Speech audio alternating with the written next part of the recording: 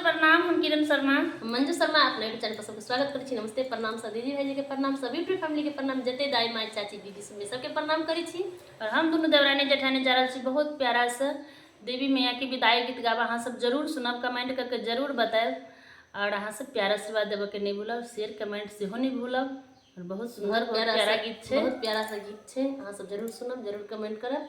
ओना तो हमरा सबके तबियत खराब था तखन तक गला खराब हो गए तो एक लके तेज रूप में नहीं बह सकी छे, के लके धीरे धीरे एक सप्ताह से हम सब वीडियो नहीं बना पैली।